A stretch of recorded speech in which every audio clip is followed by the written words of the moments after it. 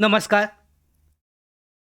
SRPF राज्य राखीव police बल पोलीस भरती 2024-25 अंतर्गत 25-26 अंतर्गत प्रत्येक जिल्हानिहाय घटकनिहाय पोलीस भरतीसाठीची जी प्रक्रिया आहे ही सध्या सुरू आहे.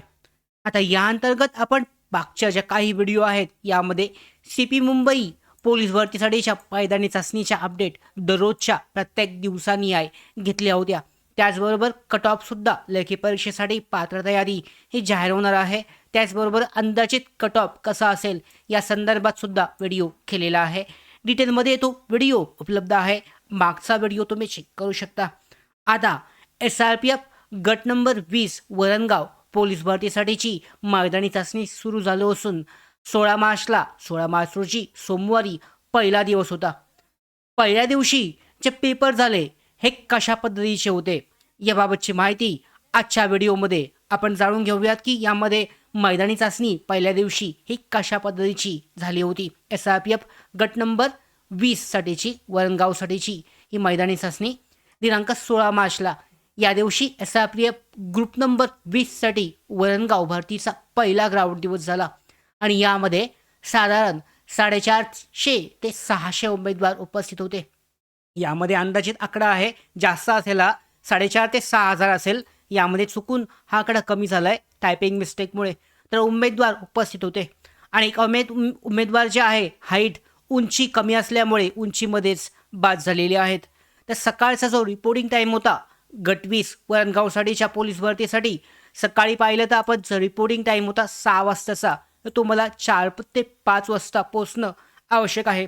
कारण जर उशिरा पोचला दुपारी येणारे उमेदवार जे आहेत यांना सरळ घरी पाठवलं जात होतं. या कारणामुळे तुमचा जो वेळ आहे रिपोर्टिंग टायमिंगच्या कमीत कमी 1 ते 1.5 तास अगोदर पोचा जेणेकरून तुम्हाला कोणतीही अडचण येणार नाही आहे आणि लवकर तुमचा नंबर जो आहे हा येईल. त्याचबरोबर गेटवर चेकिंग केली जाते. फक्त हॉल तिकीट आणि आधार कार्ड दाखवायचं आहे. त्याच्यानंतरनं एंट्रीनंतरनं 2 ते 3 तास वाट पाहावी लागू शकते. कदाचित 2 ते 3 तास एंट्री झाल्यानंतरनं पुढची जी प्रक्रिया आहे बॅच देणं त्याचबरोबर तुमचं सेन्सर लावणं असेल पायाला.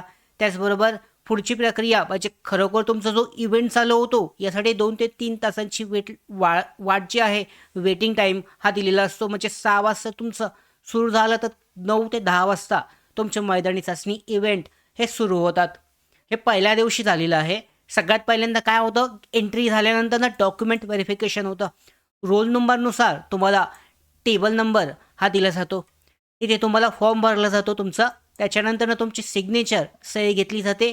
तुमचा फोटो हा चिटकवला जातो.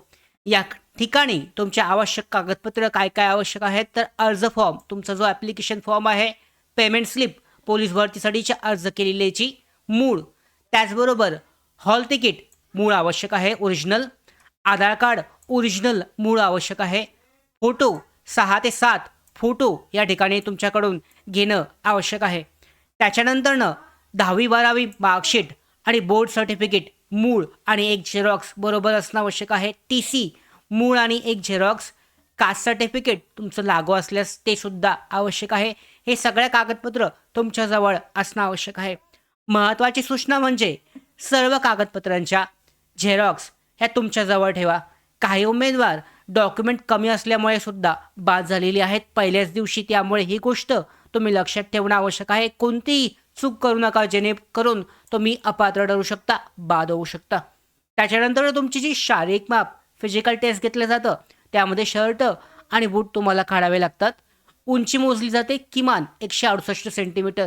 थोडी जरी कमी असेल या ठिकाणी बहुतांश उमेदवार जे आहे SRPF गट 20 वरणगावसाठीच्या या पोलीस भरतीसाठी पहिल्याच दिवशी बाद झाले होते. त्यामुळे ही गोष्ट लक्षात ठेवायची आहे. 168 पेक्षा कमी उंची असेल तर डायरेक्ट बाद होत आहेत.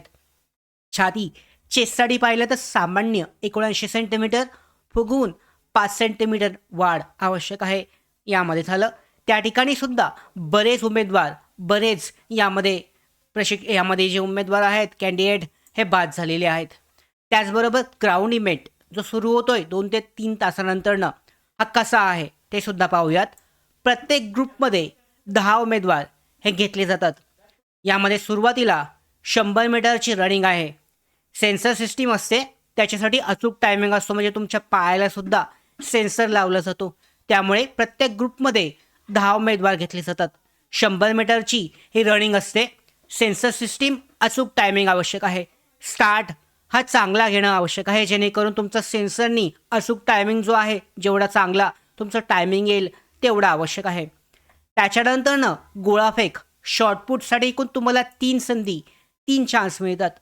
सर्वात जास्त अंतर जे आहे यामधलं मोजलं जातं. घाबरून तुम्ही चूक करू शकता, ही गोष्ट लक्षात ठेवून तुम्हाला चुकायचं नाही आहे, कारण तुमची जी टेक्निक आहे या ठिकाणी ही खूपच महत्त्वाची आहे. त्याचबरोबर पाहू शकता 5 किलोमीटरची रनिंग आहे, त्याच्यानंतरची एका वेळी 100 ते 200 उमेदवार जे आहे या रनिंगसाठी घेतले जातात बॅचेसमध्ये.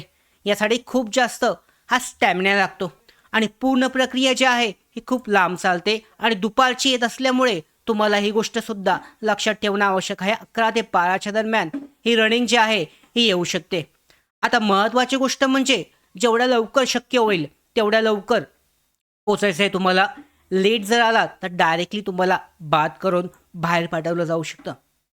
त्याचबरोबर हाईट आणि चेस्ट ही आधीच मोजून घ्या, जेणेकरून तुम्हाला तिथे काही अडचण येणार नाही आणि तुम्ही बादसुद्धा होणार नाही आहेत. गोळाफेकसाठीची तुमची प्रॅक्टिस जी आहे, जेवढी चांगली तुम्हाला करता येईल तेवढी चांगली प्रॅक्टिस सराव ठेवायचा आहे. त्याचबरोबर 5 किलोमीटरच्या रनिंगसाठी सुद्धा जी तयारी आहे दिवसाची, उन्हातून तुम्हाला कदाचित धावावं लागू शकतं 11 ते 12च्या दरम्यान. त्यामुळे ही सुद्धा तयार ठेवा. सर्व डॉक्युमेंट अगोदर तयार करून ठेवा आणि त्याचबरोबर ते बरोबर आहेत किंवा नाही हे सुद्धा जायच्या अगोदर तपासून घ्या.